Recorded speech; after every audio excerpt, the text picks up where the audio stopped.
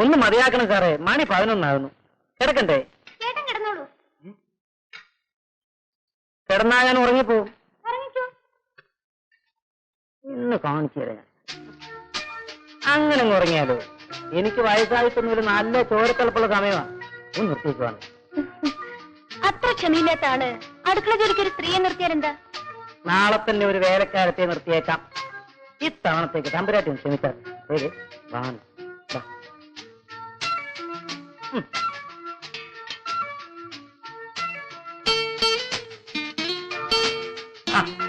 താനെന്താ ഒരു മയമില്ലാതെ?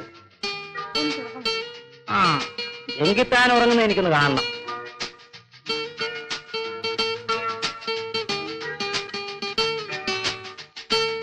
കണ്ണ് തുറന്നില്ലെങ്കിൽ ഞാൻ അറ്റ കൈ പ്രയോഗിക്കുമേ. കണ്ണ് തുറക്കാൻ.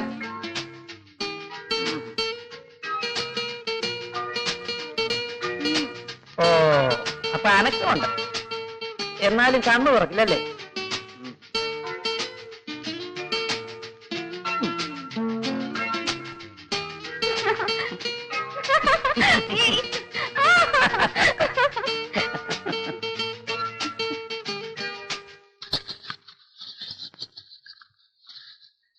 ഡോക്ടർ അദ്ദേഹത്തിന്റെ ഭാര്യ പ്രസവിച്ചു സിസ്റ്ററെ. പ്രസവിച്ചില്ലോ? ആണോ പെണ്ണോ? ആൺകുട്ടി. ഏത് മുറിയിലാ? ഈ മുറിയിലുണ്ട്. മോൻ നല്ല ഉറക്കാ. മോനെ കണ്ണു തുറക്കടാ. അപ്പം വന്നിരിക്കുന്നു. ഡോക്ടർ സാർ തന്നെ. അയ്യോ തലി പകർത്താ.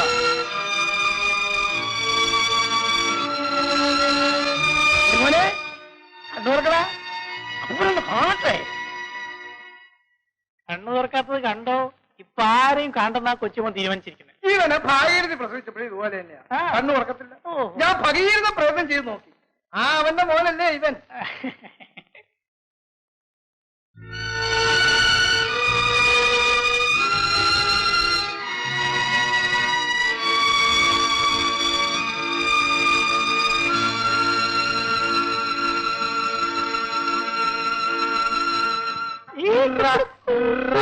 മോനെ പൊന്നു മോനെ, നിനക്ക് വിശക്കുന്നുണ്ടോ? കരയല്ലേ, നിന്റെ അമ്മ ഇപ്പൊ പാല് കൊണ്ടു. മോനെ പൊന്നു മോന് വിശക്കുന്ന, വേഗം പാല് കൊണ്ടുവാ. അയ്യേ, നീ അപ്പൂപ്പനെ പറ്റിച്ചു കളഞ്ഞല്ലോ. ഈ വേല എന്നോട്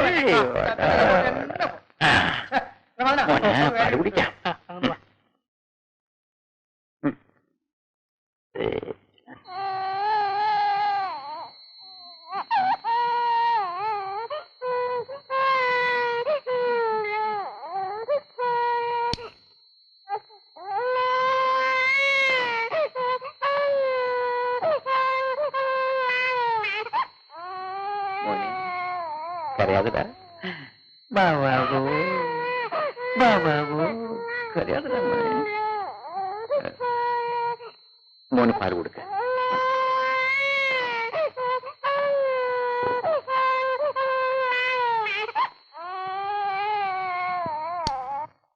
മോനെ വട വട. ഡാഡി ആശുപത്രി പോയിരുന്നല്ലേ? മോന് എന്തൊക്കെയാണ് കൊണ്ടുവന്നിരിക്കുന്നത് നോക്ക്.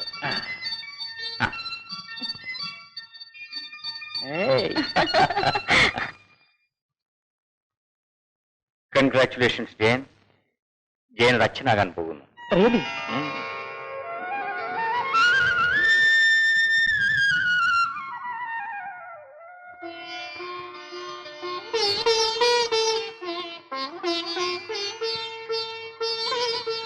നീ നേരത്തെ അറിഞ്ഞിരുന്നു. പിന്നെന്താ എന്നോട് പറയാതിരുന്നു? ഈ വാർത്ത കേൾക്കാൻ ഞാൻ എന്ത് കൊതിച്ചിരിക്കുകയായിരുന്നു മോളെ. നമുക്ക് കിട്ടിയ വിവരം കറക്റ്റ് ആണോ? എത്ര നേരമായി നമ്മളോട് നിൽക്കുന്നു? കറക്റ്റ് ഇൻഫർമേഷൻ ആണ് സാർ. കള്ളക്കടത്ത് നടത്താൻ ഇവിടമാണ് അവർ തെരഞ്ഞെടുത്തിട്ടുള്ള സ്ഥലം. നമുക്ക് കുറച്ച് സമയം കൂടി നോക്കാം. സാർ, അവിടെ ഒരു ബോട്ട് വന്നിട്ടുണ്ട്. നിങ്ങൾ പല ഭാഗത്തായി നിൽക്കണം. ഞാൻ വിസിലടിച്ച അവിടെ വരണം.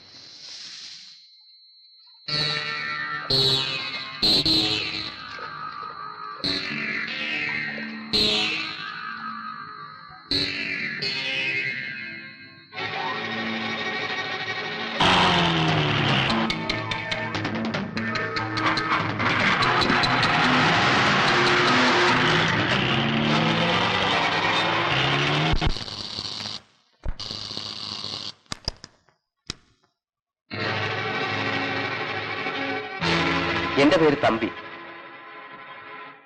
ഓർമ്മയുണ്ടോ? രാജശേഖരൻ തമ്പി. അപ്പോ നീ എന്നെ മറന്നിട്ടില്ല? മറക്കാനാവില്ലെന്ന് എനിക്കറിയാം. എത്രയൊക്കെ ആയാലും അന്നത്തെ മധുരാനുഭൂതി വിസ്മരിക്കാനൊക്കെ. നിങ്ങൾക്ക് എന്ത് വേണം? എന്തിനോട് വന്നു? അത് പറയാം. വീട്ടിലൊരു അതിഥി വന്നാൽ ഇങ്ങനെ പുറത്തു നിർത്തിയാണോ സംസാരിക്കുന്നത്? ദയവേത് നിങ്ങൾ പോണം. ഇനിയും എന്റെ ജീവിതം തകർക്കരുത്. തകർക്കാന് ഒരിക്കലുമില്ല.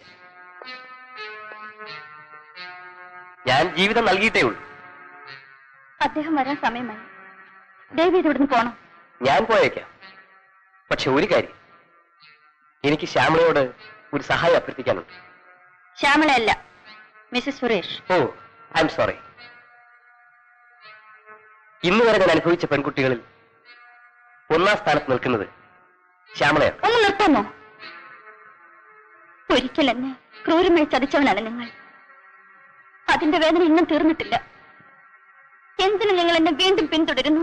ഞാൻ ഈ നഗരത്തിൽ വന്നത് 50 ലക്ഷം രൂപയുടെ ഒരു ബിസിനസ് സമ്പാദിക്കാനായിട്ടാണ്. 1-2 ലക്ഷമല്ല, 50 lakhs. വിദേശത്ത് നിന്ന് വരുന്ന ഒരു ബിസിനസ്സുകാരനെ പ്രീതിപ്പെടുത്തിയെങ്കിലേ ആ വലിയ കോൺട്രാക്ട് എനിക്ക് കിട്ടും. അദ്ദേഹത്തിന് കേരളീയ സുന്ദരികൾ എന്ന് പറഞ്ഞാൽ ഭ്രാന്താണ്. ശ്യാമള മനസ്സ് വെച്ചാൽ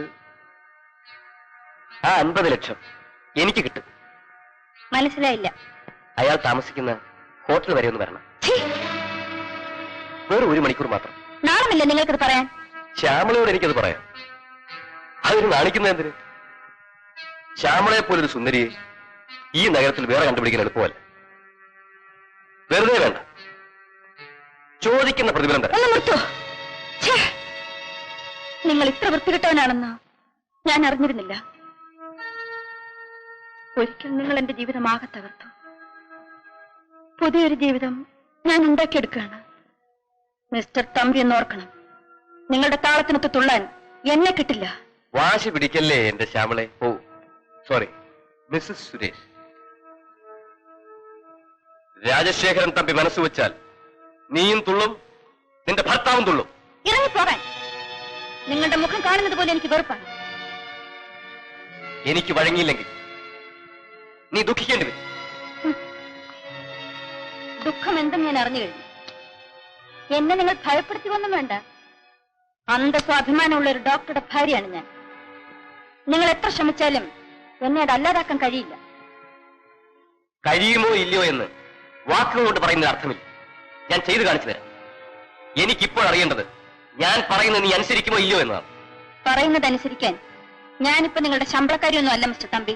നിന്റെയും നിന്റെ ഭർത്താവിന്റെയും അന്തസ്സും അഭിമാനവും ഇപ്പോൾ എന്റെ കയ്യിലാണ്. ഞാൻ വിചാരിച്ചാൽ എന്ത് നടക്കും? നിങ്ങളൊരു ചുക്കും ചെയ്യില്ല. അനുസരിക്കുന്നോ ഇല്ലയോ? ഇല്ല ഇല്ല ഇല്ല. പോകാൻ വരട്ടെ. ഈ ഫോട്ടോ നാളത്തെ ഒരു പത്രത്തിൽ അച്ചടിച്ചു വന്നാൽ എങ്ങനെ ഇരിക്കും?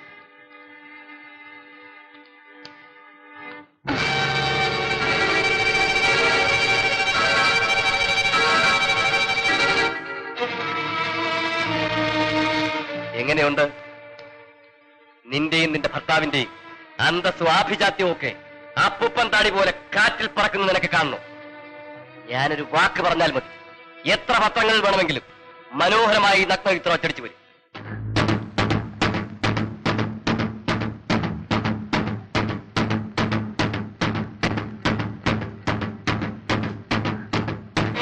അന്ന് നിങ്ങൾ ഇതും ചെയ്തോ ദ്രോഹി?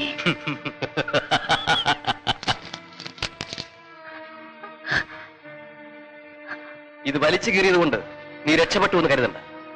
ഇതിന്റെ നെഗറ്റീവ് എന്റെ പക്കലുണ്ട്. ഇതുപോലെ 1000 പ്രിന്റുകൾ ഉണ്ടാക്കാൻ 1 മണിക്കൂർ പോലും ആവശ്യമില്ല.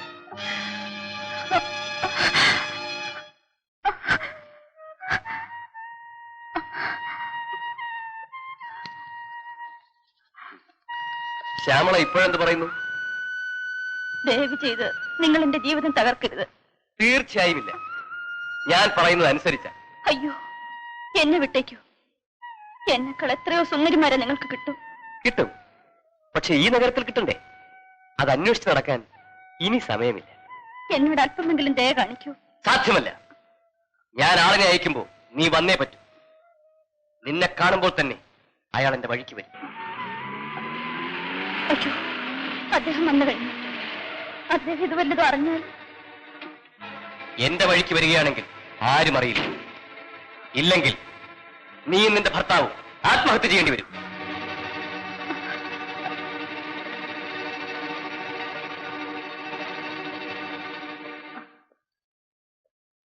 രാജുമോൻ എവിടെ? അച്ഛൻ്റെ കൂടെ നടക്കാൻ പോയി. ഇപ്പൊ വരും. ഇദ്ദേഹം? എന്റെ പേര് ആർസ്തം. ഞാനും ശ്യാമളയും ഒരേ നാട്ടുകാരാണ്. ബിസിനസ് കാര്യമായി ഞാൻ ഈ നഗരത്തിൽ വന്നു. ഇതുവഴി പോയപ്പോ ഒന്ന് കയറിയെന്ന് മാത്രം. കണ്ടേ വളരെ സന്തോഷം. ചായ കുടിച്ചില്ലെന്ന് തോന്നുന്നു. അതൊക്കെ ഇനിയൊരിക്കലാകാം. ഇപ്പൊ എനിക്കല്പം തിരക്കുണ്ട്. വരട്ടെ? ആ, സമയമുള്ളപ്പോ വരൂ. ഓക്കെ. നീ എന്താ വല്ലാതെ നിൽക്കുന്നത്? ഒന്നുമില്ല. പിന്നെ ചായ കൊണ്ടുവരാത്ത എന്താ? എപ്പോ കൊണ്ടുവരാം.